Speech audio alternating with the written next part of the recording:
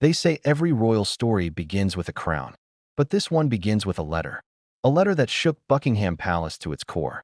And when its contents reached Montecito, California, a pair of trembling hands couldn't believe what they were holding. Before we continue, please hit the like button, subscribe to the channel, and turn on the notification bell for updates. It wasn't just ink and paper.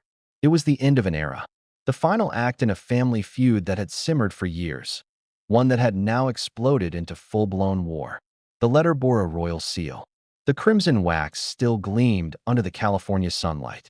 The golden crest of the crown looked cold, distant, untouchable. It was the kind of letter that didn't just deliver news, it delivered consequences. And inside it, written in precise royal language that had existed for centuries, was the message that would leave Prince Harry and Meghan Markle in tears. They were no longer permitted to use the titles of His and Her Royal Highness. You heard that right. King Charles had made the call. The HRH titles, once symbols of prestige and belonging, were now revoked. Permanently. But how did it come to this? How did a father, a king, decide that his son and daughter-in-law no longer deserved their royal status? And what exactly pushed King Charles to make the boldest move of his reign so far? Because let's be honest, this wasn't about titles. This was about betrayal, image, and something far more personal. It all started months earlier, when whispers inside the palace grew too loud to ignore. Advisors, courtiers, even members of the family began asking the same question. How long can the monarchy tolerate the chaos of the Sussexes? Every week, another scandal, another interview, another Netflix episode dragging the family name through the mud.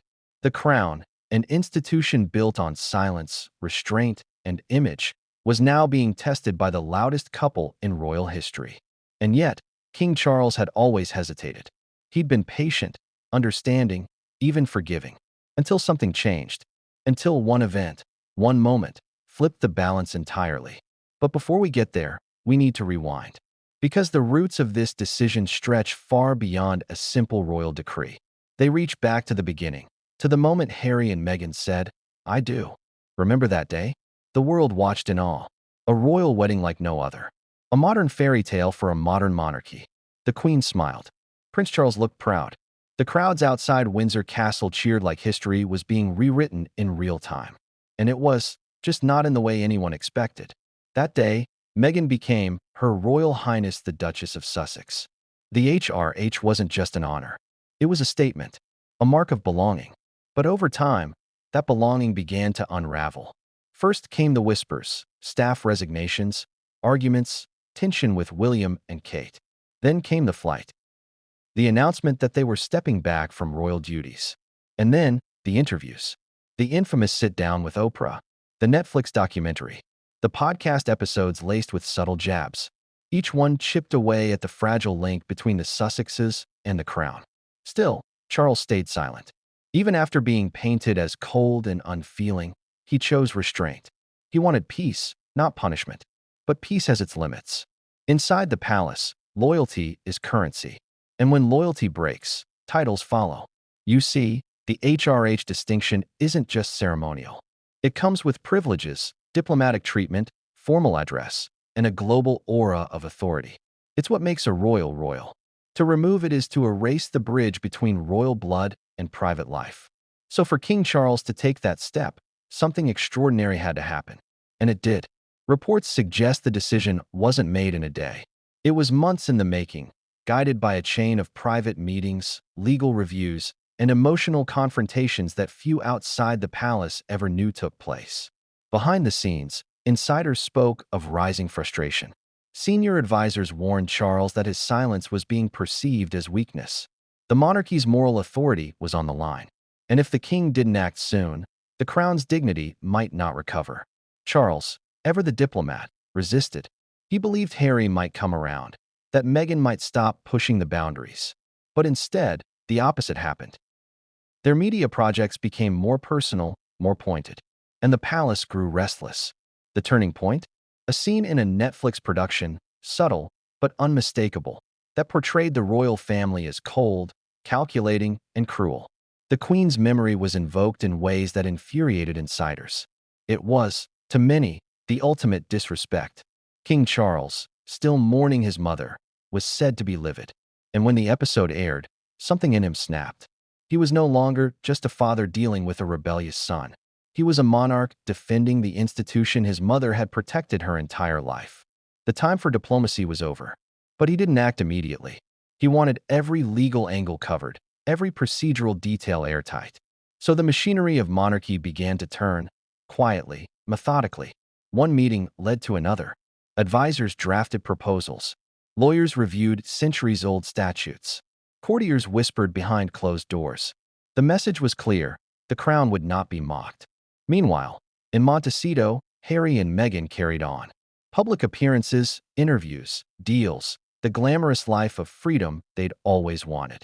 But even paradise can feel fragile when the bridge to your family is burning behind you.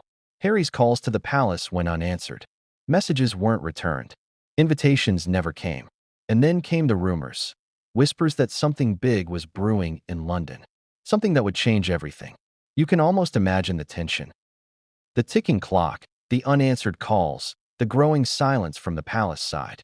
Until one morning, the letter arrived. Delivered by a diplomatic courier, wrapped in royal stationery, sealed with the king's own crest.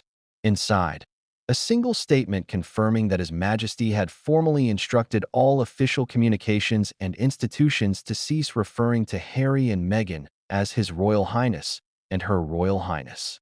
Effective immediately. No appeals. No discussion. No turning back. The letter wasn't vindictive. It was cold, deliberate, final. Written in the language of monarchy, where emotion hides behind protocol, and every word carries the weight of history. Imagine reading that. Imagine holding that letter, realizing your royal identity, the one the world had celebrated, was officially erased. It wasn't just a title being stripped away. It was belonging, recognition, legacy. Harry's HRH was a mark of birthright. Meghan's, a mark of acceptance. Now both were gone. What followed inside that Montecito mansion, according to insiders, was chaos. Meghan was said to be in tears. Harry, silent, pale, devastated. For him, this wasn't just about punishment. It was about family. He'd crossed a line he didn't realize existed until now. King Charles, in his private office, was reportedly somber but resolute. This wasn't triumph. It was tragedy, a necessary act to protect the institution, even at the cost of his son. And so the stage was set. The battle lines were drawn. The crown versus the California dream. From this point forward, the world would no longer see them as royals, but as former royals. Outsiders to the very family they once defined themselves by. But here's the twist. This wasn't the end. Because the king's letter was just the beginning of a chain reaction that would expose hidden betrayals, private phone calls, and a secret that had been buried deep within palace walls. A secret that, once revealed, would make even this bold decision look like mercy. And that's where our story truly begins. Because when King Charles revoked those HRH titles, he didn't just make a royal statement. He lit the fuse on the biggest royal scandal of the decade. But what came next would change everything, and no one saw it coming. It started quietly. Too quietly. No breaking news alert. No palace spokesman stepping onto the cobblestones outside Buckingham Palace. Just a single envelope, carried by a man whose face the world would never know, crossing an ocean with the weight of centuries sealed inside. By the time the courier reached Montecito, the California sun had already begun to fade. The world outside was peaceful. Inside the Sussex home, it was anything but. Have you ever felt the air change before bad news hits? That eerie stillness, as if even time holds its breath? That was the moment Harry opened the front door. A polite voice said, "Special delivery for the Duke and Duchess of Sussex." Harry signed automatically. He didn't even notice the embossed royal crest until the door clicked shut. When he did, he froze. The envelope was thick, heavy, official. He turned it over in his hands as if it might burn him. In the other room, Meghan's laughter drifted faintly from a phone call. Then silence. She must have seen his face. "What's wrong?" she asked. Harry didn't answer. He just handed her the envelope. Inside was the royal decree, the formal language of history. The tone polite, distant, merciless. The letter announced that the titles His Royal Highness and Her Royal Highness were to be removed from all future references to the Duke and Duchess of Sussex. Effective immediately, under the authority of His Majesty King Charles III. A single signature at the bottom. Charles R. The world didn't know yet, but soon it would. Let's pause for a second. Imagine being Harry. Imagine realizing that the man who once held your tiny hand as you walked behind your mother's coffin had just, with the sweep of a pen, stripped you of the last link to the family you were born into. Now imagine being Meghan, reading that same line and knowing that every public introduction, every magazine headline, every curtain call that once bore the mark of Her Royal Highness was gone. And here's the question that no one in the public dared to ask. Was this punishment or protection? Because behind that royal decree wasn't just anger. There was fear. In London, the decision hadn't come easily. Sources inside the palace described late-night meetings in the king's private study, advisors whispering, lawyers flipping through centuries of dusty statutes. Could the king legally revoke those titles? What precedent existed? Would it cause backlash?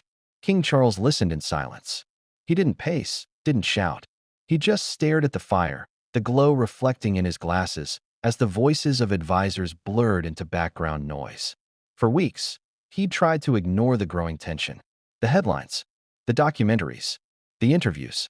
But this had become more than scandal. This was erosion. Every time Harry or Meghan appeared on camera, they chipped away at something sacred. The royal mystique, the silent dignity that kept the monarchy standing when everything else fell apart. And Charles knew, if he didn't act now, it wouldn't just be the Sussexes' reputation at stake. It would be the crown itself.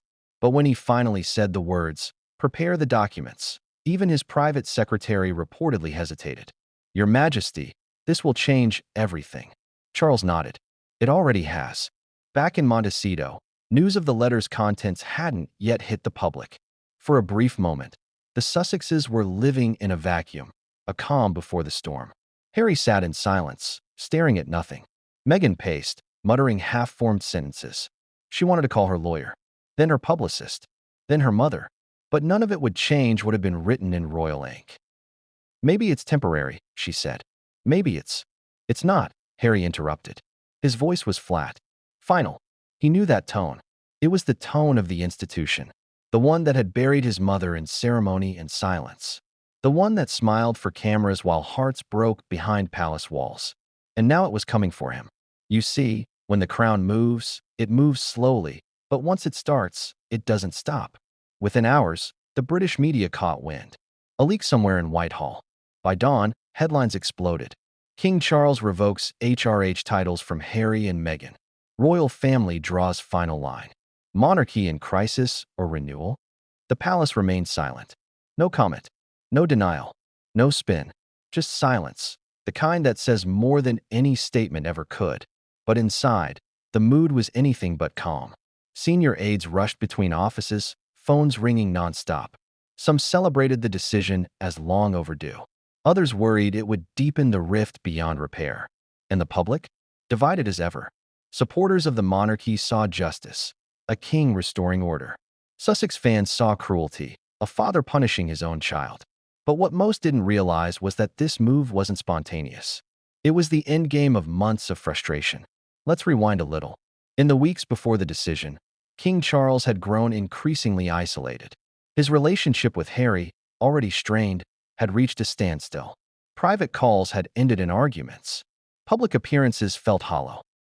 Meanwhile, Meghan's media ventures painted the palace as outdated, even oppressive.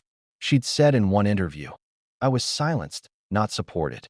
Those words echoed through the royal corridors like thunder. Courtiers whispered that every news statement, every podcast line, felt like another blow to the monarchy's credibility. And each time, Charles was urged to act, to defend the institution his mother had spent 70 years preserving. But it wasn't until a senior aide presented him with a dossier, a collection of transcripts, press clippings, and leaked emails, that the king realized the damage wasn't just public. It was personal. One internal message allegedly mocked the idea of royal restraint. Another joked about modernizing the monarchy by dismantling it from the outside. That's when Charles made his choice. It wasn't fury. It was resolve. The same quiet steel that had once made his mother untouchable. In his study, he penned the line that history will remember. The styles and titles of His Royal Highness and Her Royal Highness shall no longer be used in any capacity by the Duke and Duchess of Sussex. He read it twice, then signed it. Charles R. That single act turned a family feud into royal history. Meanwhile, back in Montecito, Harry's phone began to light up. Journalists, friends, even estranged relatives. Everyone wanted to comment. But what could he say? That his father had exiled him from the very bloodline he was born into? That the world now saw him not as Prince Harry, HRH, but as just Harry Windsor, a man without a country? Meghan, ever the strategist, went into control mode. "We'll issue a statement," she said. "We'll show strength, dignity. We'll make them look petty." But deep down, she knew this wasn't a PR battle. This was identity, and no press release could fix that. The hours dragged into night. Harry stepped outside, into the California chill. The stars above him were the same ones he'd seen from the palace gardens as a boy. But tonight, they felt colder, distant. He pulled out his phone, staring at a photo, one of him and his father, taken years ago at Highgrove. Both laughing, both unaware of what the future would bring. He thought about calling him, then didn't. Because what do you say to a king who just erased your title? As the sun rose over London, the world officially knew. The HRH decision dominated global headlines. Commentators debated its meaning. Some called it constitutional discipline. Others called it cruelty wrapped in etiquette. But one phrase kept repeating across every network. This has never happened before in modern royal history. In the following hours, Buckingham Palace finally broke its silence with a short, carefully worded statement. His Majesty the King has confirmed adjustments to the use of royal styles and titles in accordance with previously established precedents. The Duke and Duchess of Sussex remain beloved members of the family.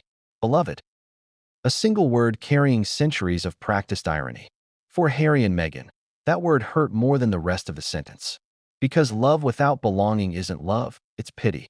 And while the world analyzed, speculated, and argued, something else was happening inside the palace. Files were being sealed. Staff instructed to update official records. Stationery reprinted. Websites altered. The erasure was swift, efficient, final. You can change a name in minutes. But erasing a legacy? That takes intention. And yet, Charles didn't gloat. He didn't celebrate.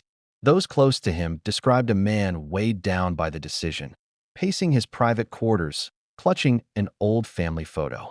He knew this wasn't just about headlines. This was about history. Because in every monarchy, there's a rule unwritten yet understood. Family may bend, but the crown never breaks. And now, with the ink dry on his decree, Charles had drawn a line that no father should ever have to draw. Meanwhile, across the Atlantic, Harry and Meghan's phones wouldn't stop buzzing. Their PR team demanded a response. Their lawyers wanted statements reviewed. But neither of them had the energy to speak. Hours later, as dusk fell again, Harry finally broke the silence. "They've made their choice," he said quietly. "Now we'll make ours." But even as he said it, there was doubt in his eyes. Because deep down, he knew something that Meghan didn't want to admit. The monarchy doesn't end with a letter. It echoes. It reverberates through generations. And that echo was only just beginning. Because the royal edict wasn't the end of the fight. It was the spark that would ignite everything that followed. And the next move, believe it or not, wouldn't come from the king or his courtiers. It would come from a letter Meghan wrote herself. One that would reach the palace weeks later and reopen wounds that were supposed to be healed. But that's another story. And when that letter surfaced, it didn't just expose secrets. It turned this quiet royal punishment into a full-blown international scandal. What was in that letter? Why did Meghan send it? And what did it reveal that made even senior royals question her motives? Because if you thought losing their titles was the end, think again. The story was only just beginning. It began with another envelope, but this one wasn't sealed in royal wax. It wasn't delivered by a courier in gloves, nor did it bear the weight of the monarchy's crest. It was handwritten, discreet, and almost trembling with urgency. And unlike the king's letter, which marked an ending, this one was meant to start something new, or perhaps reopen an old wound. The letter was Meghan's. She'd written it weeks after the revocation, in the stillness of early morning, when the house in Montecito was silent and Harry was still asleep. She sat at her desk, pen in hand, staring at the blank page for what felt like hours. What could she say to the king who had just erased her title? What words could undo centuries of royal distance in a single, devastating decree? But Meghan wasn't just writing to a king. She was writing to a father-in-law, to the man who had walked her down the aisle when her own father couldn't, the man who had smiled for cameras, perhaps out of duty, perhaps out of love. And yet, beneath that smile, there had always been something unsaid. The letter began simply, "Your Majesty," she wrote. She crossed it out, then tried again, "Dear Papa." Another pause, another cross-out. Finally, she wrote, "Dear King Charles." There was no room for sentimentality now. Every word was measured, deliberate, as if she knew one wrong phrase could seal her fate forever. The tone was part apology, part justification. She wrote of her struggles, her loneliness, her belief that the monarchy had never truly accepted her. She spoke of racism, the silent kind that hides behind politeness, of the nights she'd cried, feeling trapped between who she was and who the world expected her to be. She wrote, "I loved Harry not for his title, but for his heart. I hoped that would be enough." But as the pages turned, the tone shifted, from sorrow to defiance, from reflection to accusation. She reminded the king of his own scandals, the criticisms he had endured, the times the press had turned on him. "You once knew what it meant to be misunderstood," she wrote. "But now you have chosen to misunderstand me." Then came the line that would make the palace tremble. "I have been loyal, even when the institution was not loyal to me." To an outsider, those words might sound poetic. But inside Buckingham Palace, that sentence was an earthquake. Because in the coded world of royal correspondence, loyalty is not just an emotion, it's an oath. And questioning it is dangerous. When the letter arrived in London, it didn't go straight to the king. Royal mail passes through layers of filtering, private secretaries, aides, archivists. But when one aide read Meghan's words, they froze. They knew instantly this letter couldn't stay buried in paperwork. Within hours, it was on the king's desk. Charles read it alone, late at night. The fire crackled softly in the hearth. The palace was asleep, but he wasn't. He read every word slowly, lips tightening with each paragraph. By the end, he wasn't angry. He was disappointed. Deeply. Because for him, this wasn't a plea for reconciliation. It was a challenge, a test of power. And Meghan, knowingly or not, had just crossed another invisible line. But here's where things get complicated. The letter didn't stay private. Someone, and to this day, no one knows who, leaked its existence to a journalist close to the royal beat. They didn't share the full text, only a few carefully chosen excerpts. Enough to stir outrage, to make the king look cold and Meghan look brave. The headlines hit within days. Meghan's heartfelt plea to King Charles ignored. Sussexes seek forgiveness. Palace turns its back. Public opinion began to shift again. Social media erupted. The Sussex supporters rallied, claiming Meghan had been silenced once more. Meanwhile, royal traditionalists accused her of manipulating the narrative, of weaponizing emotion for sympathy. But inside the palace, something darker was happening. Senior courtiers believed the leak had come from within. They began to suspect that someone in the royal communication chain was feeding information to the press, possibly for money, possibly out of personal loyalty to the Sussexes. Meetings turned tense. Trust began to crack. Even among the king's closest staff, paranoia spread. Every phone call, every document, every sealed envelope became a potential liability. And yet, one advisor dared to tell the king something no one else would. "Your Majesty," he said carefully, "perhaps this leak isn't about sympathy. Perhaps it's about control." Charles frowned. "Control?" "Yes," the aide continued. "Control of the story. They know the monarchy can't respond emotionally. You can't argue. You can't defend. So every letter, every silence becomes their narrative." The king didn't reply. But deep down, he knew it was true. In the modern world, perception is power. And for all his titles, Charles was losing control of both. Days later, another letter arrived. This one from Meghan's legal team, demanding clarification on the terms of HRH revocation and whether it violated any prior agreements made during their royal exit. It wasn't just personal anymore. It was political. Behind the scenes, palace lawyers scrambled to ensure everything was watertight. They reviewed the letter's patent, cross-checked royal precedents, and confirmed that legally, the king's decree was unassailable. Still, the optics were messy. The monarchy wasn't used to emotional warfare, and Meghan knew how to play that game better than anyone. But here's where the story takes a strange turn. Because according to one palace insider, Meghan's letter contained a single line, a cryptic one, that kept the king awake for nights. "I know things, Your Majesty," she had written. "Things the world deserves to hear. A threat? A warning? Or just a desperate attempt to be heard?" Whatever it was, it worked. Charles reportedly instructed his staff to secure sensitive communications, emails, archives, and correspondence involving the Sussexes. The order was simple: no more leaks, no more surprises.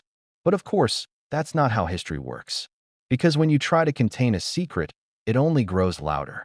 And soon, whispers began circulating around London society dinners about an explosive revelation in Meghan's letter. Something to do with a private conversation that had taken place years ago, before the wedding. Something that could damage more than reputations. It could unravel relationships. Meanwhile, in Montecito, Meghan was furious. She hadn't intended the letter to go public. Or so she claimed. Harry believed her mostly, but part of him wondered if this was all another strategic move. Another headline to keep their narrative alive. Their marriage was under strain. The revocation of HRH titles had been humiliating enough. But now, with the letter leak, they were back in the center of a media firestorm. And this time, even their allies were questioning their motives. How could this have leaked? Harry asked one night, pacing the room. Meghan shook her head. "It wasn't me. Maybe someone inside the palace wants to embarrass us. Make me look manipulative." He stopped pacing. And what if they're right? Silence. The kind of silence that builds walls between two people who used to be inseparable. In London, meanwhile, palace aides were now calling the letter the betrayal note. Not because of what it said, but because of what it revealed. The mindset, the defiance, the unwillingness to let go. The king's relationship with Harry deteriorated even further. Calls went unanswered. Messages ignored.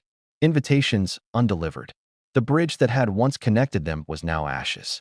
And through it all, the public only saw fragments, selective headlines, dramatic soundbites, whispers on talk shows. But behind closed doors, the stakes were rising.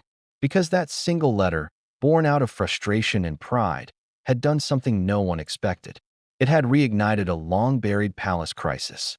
You see, the monarchy runs on silence, tradition, control. But Meghan's letter cracked that facade.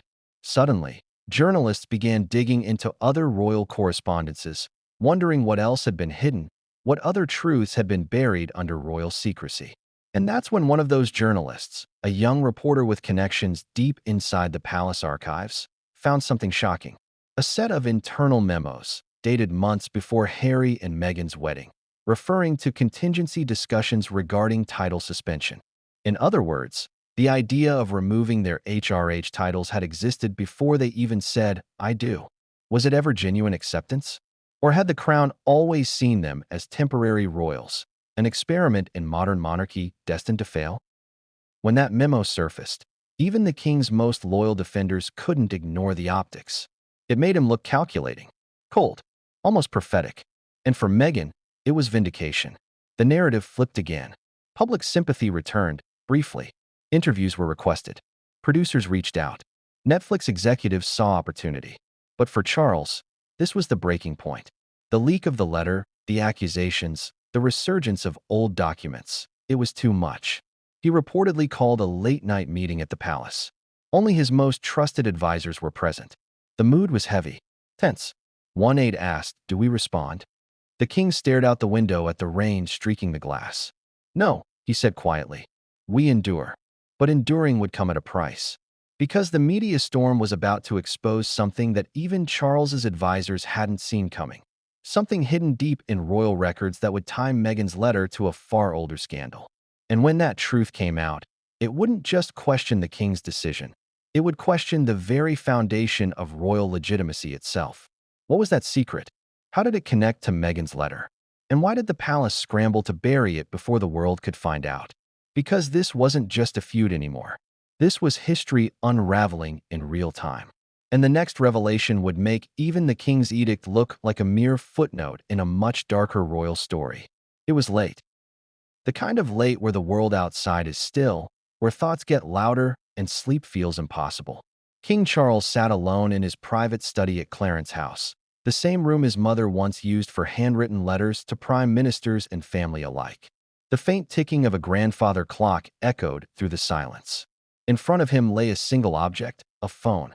For days, he had resisted picking it up. What was there left to say?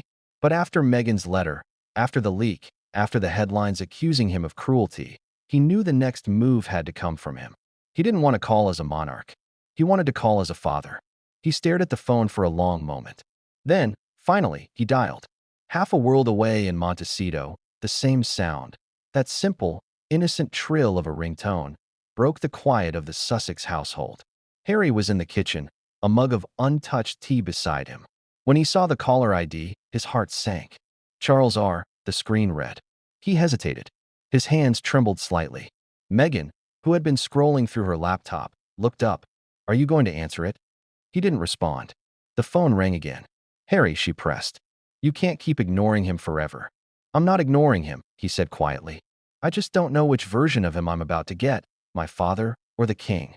That line hung in the air like a blade. He finally pressed accept. Hello. His voice cracked just slightly. There was a pause. Then came the voice he knew better than anyone. Older now, heavier, but unmistakably his father's. Harry. The king's tone was calm, almost careful. Your Majesty, Harry replied instinctively, the words coming out colder than he meant them to. Charles sighed. We don't need the formalities. Don't we? Harry shot back. You made that pretty clear. Silence. Just breathing.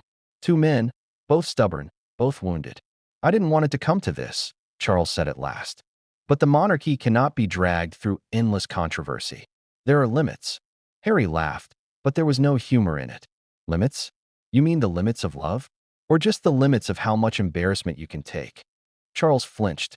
He hadn't expected venom. Not like this. Harry, it's not about love. It's about duty. That word, duty, hit Harry like a punch. It was the same word that had justified his mother's suffering. The same word used to silence her when she cried out for help. Duty, Harry repeated. That's what you always say when you don't want to feel anything. The king's voice hardened. You're not being fair. I'm being honest, Harry said. Something you might try once in a while. Meghan stood nearby, tense, listening but saying nothing. Her eyes darted between Harry and the phone, as if waiting for a spark to turn into a fire. I read the letter, Charles said finally. Harry froze. What letter? Meghan's. A chill ran through the room. Meghan's jaw tightened. I don't want to discuss that, Harry said quickly. She made some strong claims, Charles continued, ignoring him. Accusations. Implications. That sort of language has consequences. It wasn't meant to be public, Harry snapped. And yet it is, the king replied quietly. Everything you touch ends up public, doesn't it? There it was. The sting. The jab. Is that what you think? Harry said bitterly. That this is all some game? That we enjoy being torn apart in the press? I think, Charles said, voice rising slightly, that you've forgotten what it means to protect something bigger than yourself. That line stopped Harry cold. Protect something bigger than yourself. He remembered hearing that as a boy, sitting beside his father in the garden at Balmoral after Diana's death. Charles had told him that no matter how painful life became, their duty was to the crown, because the crown outlived pain. It outlived them all. But now, years later, those same words felt hollow. Do you know what's bigger than the crown? Harry said finally. Family, humanity, empathy. You traded all of that for a throne. Charles's patience cracked. You walked away. You turned your back on everything. On us. On her memory. You chose Hollywood over home. And you chose image over love, Harry shot back. The silence that followed was suffocating. For a moment, neither spoke. The only sound was the faint hum of static on the line. Then, softly, the king said something that would haunt both of them. I didn't strip you of those titles because I stopped loving you, Harry. I did it because I can't let you destroy what your grandmother spent her life protecting. Harry's voice dropped to a whisper. And what about protecting me? Charles hesitated. You're not a boy anymore. You made your choices. Maybe, Harry said. But I never chose to stop being your son. That was the breaking point. For a brief second, neither of them were royals. They were just two men drowning in everything they couldn't say. Then the moment passed.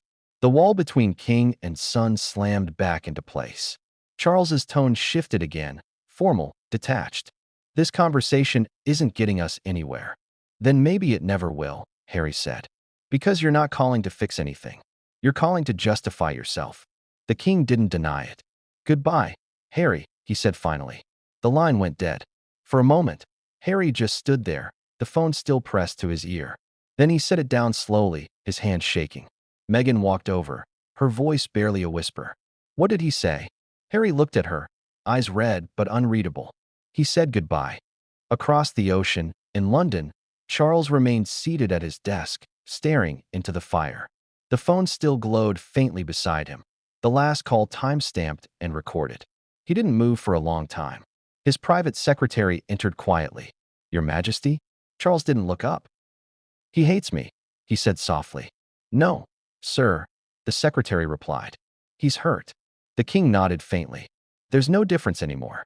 For the rest of that night, both men sat in silence, oceans apart, but trapped in the same storm.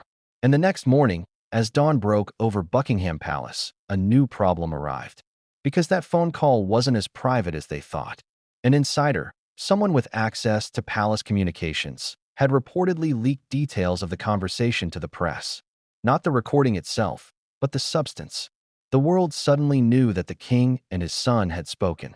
And worse, that the conversation had ended badly. Headlines once again exploded. Father versus son, inside the explosive royal call. Harry accuses king of choosing image over family. Charles was furious. He'd barely had time to process the emotional wreckage of that call, and now the entire world was picking it apart. But here's where things took a darker turn. Because the leak didn't come from London. It came from California. Someone close to the Sussexes had allegedly shared details with a friendly reporter, not maliciously, but to set the record straight. The palace saw it differently. To them, it was betrayal, yet another violation of royal trust. And this time, the king didn't just feel hurt. He felt exposed. For decades, the royal family had lived by one rule. Never complain, never explain. But the Sussexes didn't play by those rules. And that made them unpredictable, dangerous even. Charles convened an emergency meeting with his senior advisors. They discussed strategy, reputation management, potential legal recourse. But amid the chaos, one question dominated the room. How much longer could the monarchy survive this civil war? Meanwhile, back in Montecito, Harry and Meghan were once again on the defensive. Meghan wanted to issue a statement, clarifying that the leak wasn't authorized. But Harry stopped her. No more statements, he said quietly. Every time we speak, it just makes it worse. She looked at him, exasperated. So what do we do? Stay silent while they paint you as ungrateful? He didn't answer. Because deep down, he wasn't sure there was anything left to say. He thought about that phone call over and over again, replaying his father's words in his mind. I did it because I can't let you destroy what your grandmother spent her life protecting. That line cut deeper than the loss of titles ever could. For the first time, Harry realized that reconciliation might be impossible. That maybe the fracture wasn't temporary. Maybe it was permanent. But the palace wasn't finished. Because the aftermath of that phone call set in motion something far more dangerous. A campaign inside royal walls to uncover the source of every leak, every betrayal, every whisper that had escaped. And when they found out where it led, the revelation would shake the monarchy to its core. Because it wasn't a journalist. It wasn't a staffer. It was someone much closer. Someone they trusted completely. And when King Charles learned the truth, he wouldn't just feel betrayed. He'd feel cornered. And that's when he'd make a decision that would change royal history forever. The call had barely ended when the ripples began. In the gilded corridors of Buckingham Palace, word spread fast, too fast. 1 minute, only 3 people knew about that private conversation between father and son. The next, every newsroom from London to New York had the details. And that's when the real panic began. The king's inner circle, the courtiers, the secretaries, the communications staff, they all knew what this meant. Someone inside the royal machine was leaking information. Not rumors, not gossip, real, confidential royal business. And if that was true, the monarchy wasn't just dealing with family drama anymore. They were facing a breach of the crown itself. By dawn, the palace was a hive of whispers. Phones buzzed, papers shuffled, doors opened and closed in quiet urgency. The air smelled of stress, that sharp, invisible scent that clings to fear and power. In one of the private offices, a meeting was already underway. A handful of the king's most senior advisors sat around a polished oak table. The atmosphere was heavy, coffee cups untouched, notebooks open. "Your Majesty," began Sir Malcolm Ashford, the king's private secretary, his voice calm but sharp as a blade. "We have reason to believe details of your call with the Duke were compromised from this side. Not Montecito. Ours." Charles looked up slowly. His eyes were red, not from anger, but from exhaustion. "You're certain?" "Certain enough to act," Malcolm said grimly. The room went silent. For Charles, this was the nightmare scenario, betrayal from within. The monarchy wasn't just about appearances. It was a fortress built on trust, silence, and hierarchy. And now that fortress had been breached. "Then find out who," he said simply. "And when you do, remove them." But as Malcolm nodded, another advisor, Lady Rosalind Darby, one of the few people who could speak to the king candidly, leaned forward. "Your Majesty, with respect, this isn't just about a staff member. It's about strategy. We can't keep reacting. The Sussexes are controlling the narrative, and the crown looks weak."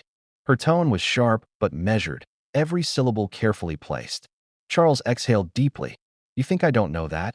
Then perhaps it's time to stop being patient," Rosalind said. "You've played the role of the dignified monarch long enough. It's time for the firm to strike back." The word strike hung in the air like thunder. Malcolm frowned. "You're suggesting a public confrontation?" "Not public," she replied. "Calculated." She leaned closer. "We have resources, allies, stories they don't want told. If they want to fight this through the press, then perhaps it's time the press hears another side." Charles rubbed his temples. "Rosalind, I will not sanction a smear campaign against my own son." "Then your silence will be your downfall," she said quietly. "And the crown's." It wasn't defiance, it was desperation. Every person in that room could feel it.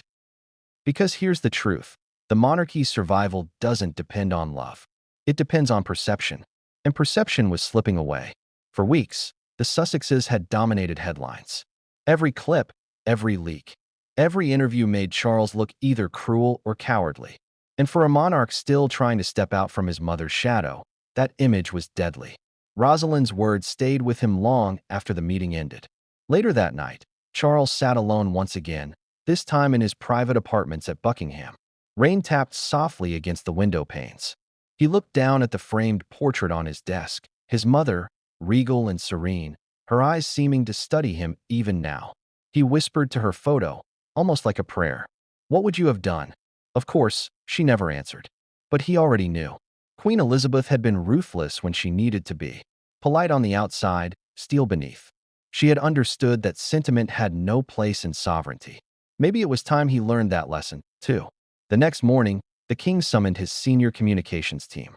The instruction was clear: reshape the narrative. Not through lies, but through exposure. Within hours, the royal press office began quietly feeding stories to trusted journalists. Nothing explosive, just enough to paint a different picture. Headlines started appearing that spoke of His Majesty's private anguish, the toll of fatherhood amid royal duty, the burden of leadership in turbulent times. It worked. For a moment, sympathy shifted slightly. Commentators began calling Charles the reluctant disciplinarian, a man torn between heart and heritage. But not everyone inside the palace agreed with this subtle war. A younger aide, James Lennox, one of the king's new recruits, voiced what others were afraid to say. "Your Majesty, with respect, this isn't leadership. It's damage control. We're patching leaks while the ship is still sinking." Rosalind gave him a cold look. "Careful, James. You forget your place."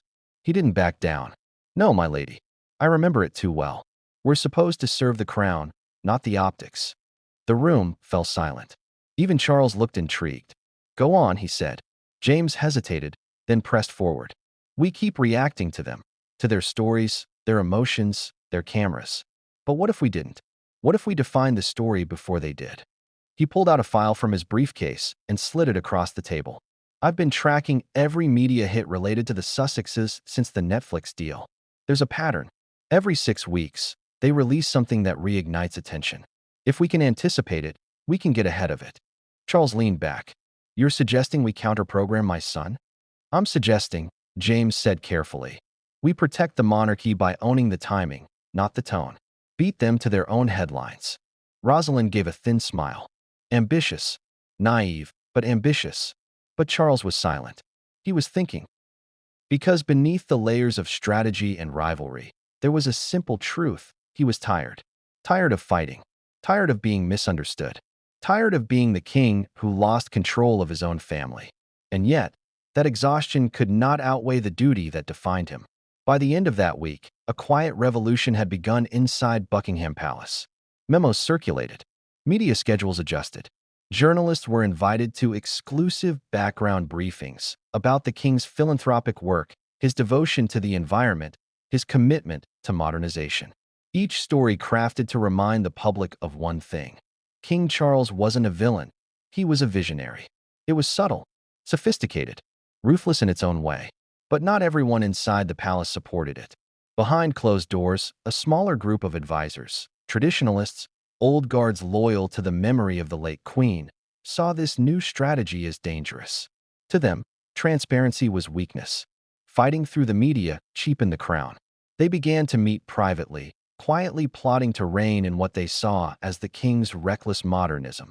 They called themselves, unofficially, the Keepers. One of them, Lord Pembroke, an old family ally, had served the monarchy since the days of Prince Philip.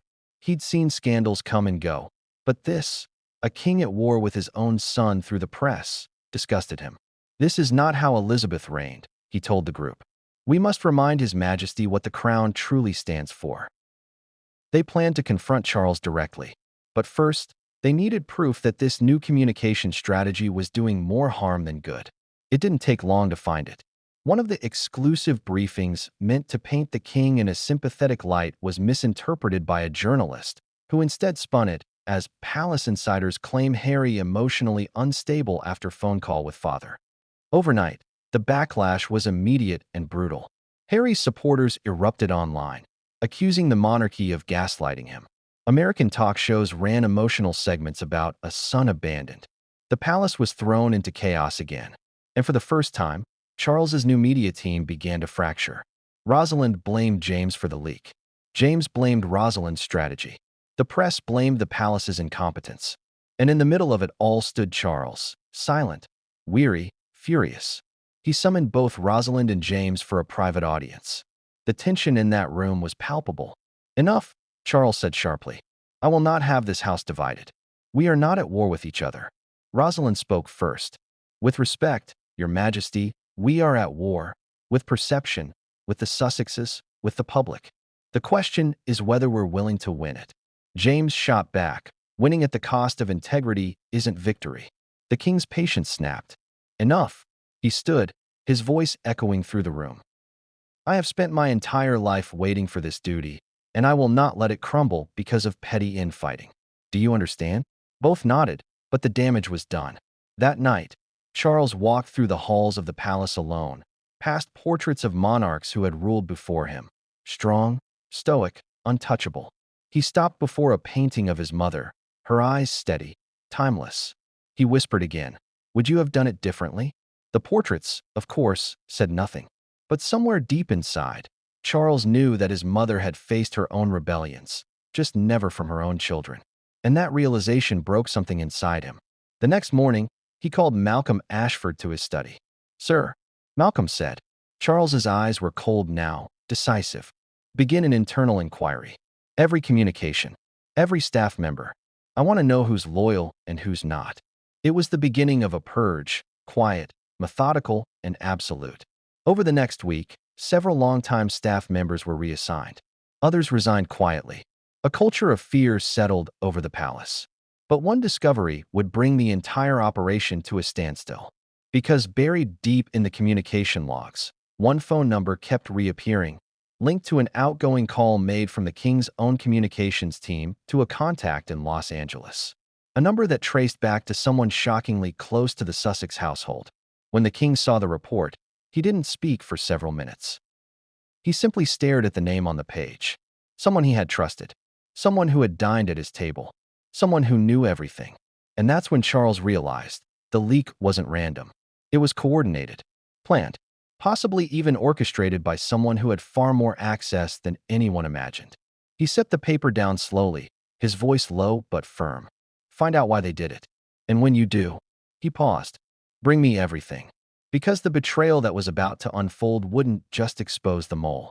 It would reveal a secret so devastating that even the most loyal members of the royal household would question their allegiance. And when the truth came out, it wouldn't just tear through Buckingham Palace. It would shatter the monarchy's illusion of unity forever. It always comes down to money. Or at least, that's what one weary royal advisor muttered the morning the story broke. Because when you strip away the titles, the headlines, the family drama, there it was. A cold contract, a streaming deal, a price tag with far too many zeros. Netflix. To the world, it looked like freedom. A bold step by Harry and Meghan to tell their truth, to carve out a life beyond palace walls. But to the monarchy, it looked like betrayal. Not because of the paycheck, but because of what came with it. Power. The power to tell the story first. The power to frame the narrative before the crown could even blink. It started innocently enough. A documentary series, billed as an intimate look into their love, challenges, and vision for the future. But the first teaser was all it took to send the palace into panic. Flashing images, somber music, archival clips of the Queen, of palace gates, of flashbulbs and tears. Then Meghan's voice, soft but sharp. When the stakes are this high, doesn't it make more sense to hear our story from us? That one line hit Buckingham Palace like an earthquake. Inside the king's private study, the television played the trailer on repeat. Advisors stood frozen. Charles watched in silence, jaw tight, eyes unmoving. He'd been briefed on the project months ago, but no one had expected this tone. It wasn't a love story. It was an indictment. And behind that glossy Hollywood production was something even more dangerous: influence. Netflix didn't just sign the Sussexes to tell a story. They'd sign them to generate controversy, to keep the world watching. Every whisper, every hint of palace intrigue was gold to them. And Meghan knew it. She'd spent her career in entertainment. She understood how the game worked. The right quote, the right pause, the right tear. They weren't just emotions, they were strategy. But what the Sussexes didn't realize was that Netflix had its own leaks, its own agenda.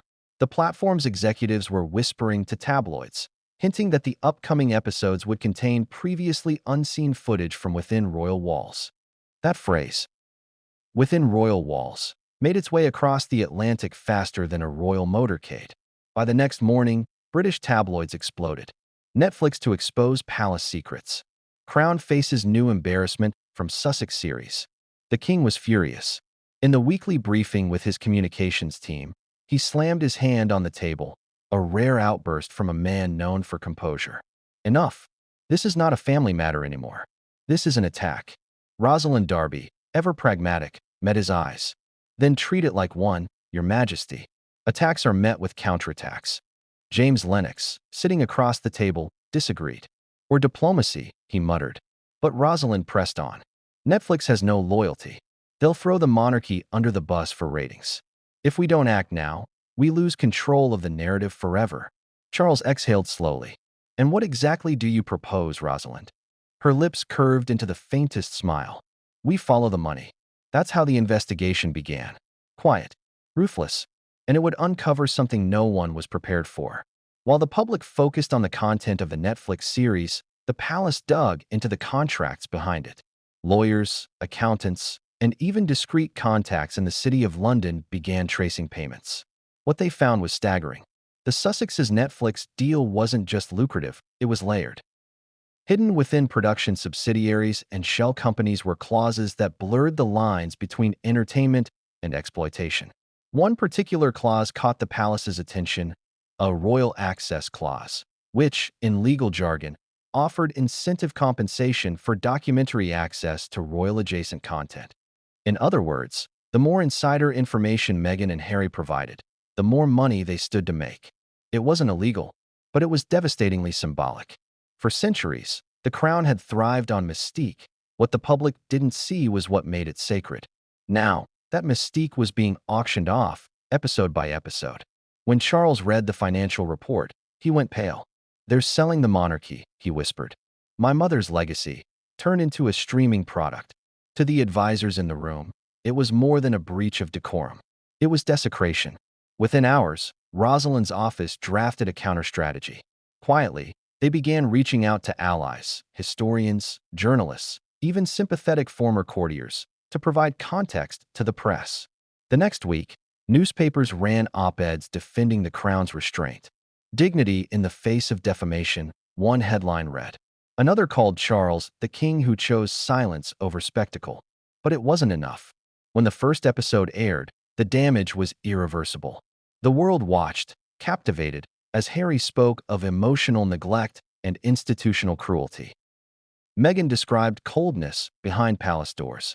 And then came the real blow, a sequence showing private footage of their wedding reception, accompanied by narration implying the royal family had kept their distance. The king's advisors watched it in stunned disbelief. Private footage, Malcolm murmured. How did they get that? Rosalind's voice was barely above a whisper. They filmed it themselves. That's when it hit everyone in the room. The Sussexes had been documenting their royal life long before the split. They'd been collecting footage, interviews, emails, messages, material that could later be monetized. For Charles, it was more than betrayal. It was premeditation. He stood from his chair slowly, his expression unreadable. They were planning this, he said quietly. Even then.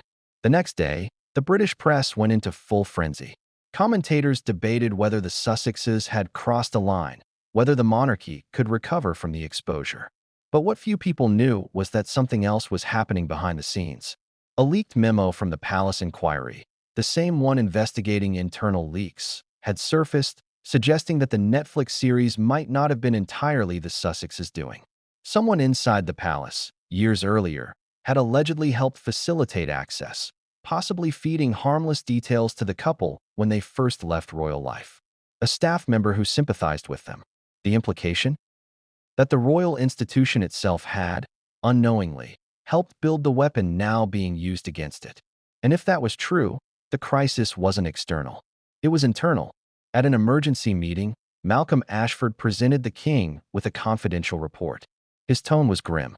Your Majesty, we've identified the connection. A palace aide with dual affiliations, worked briefly as a consultant for a PR firm that negotiated early with Netflix representatives. Charles's grip tightened on the report.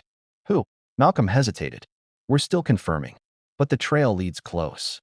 The king stared at him. How close? Malcolm's eyes flickered.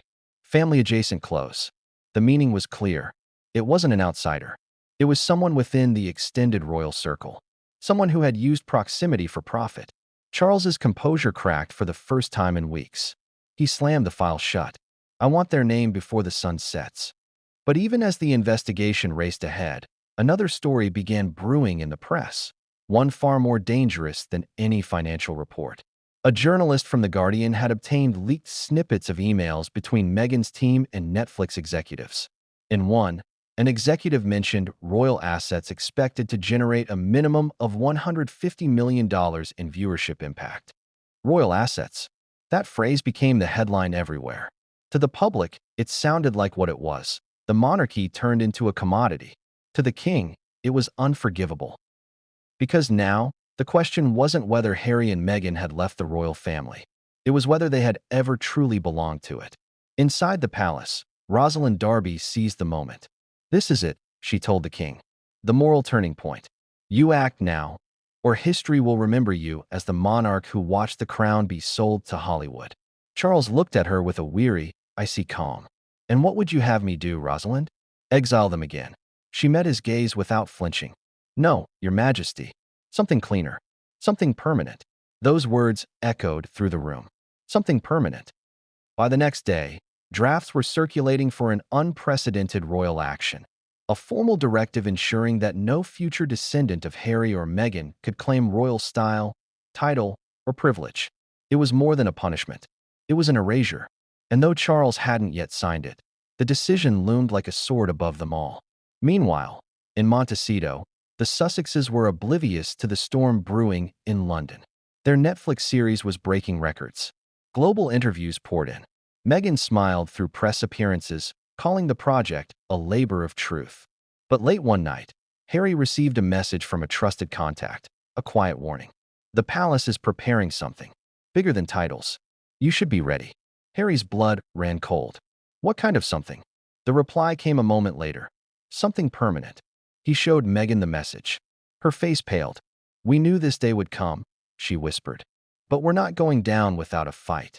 And as the Sussex team scrambled to prepare their counterstrike, another force was quietly moving behind palace walls. The discovery of a scene within the Netflix series that had crossed a sacred line. A scene that referenced the Queen herself. When the king saw it, his expression turned from fury to heartbreak. It wasn't just disrespect, it was personal. And that scene would become the final trigger for what came next. The royal fury that erupted not as a public statement, but as a silent act of vengeance that would leave the world speechless. Because when that episode aired, King Charles made a call that would turn scandal into history. It was just a few seconds, less than a minute. But sometimes, all it takes is a moment. A flicker, a single line of dialogue to turn the calmest waters into a storm. The king sat in his private study, the evening sun casting long shadows across the walls lined with portraits of monarchs past. His eyes were fixed on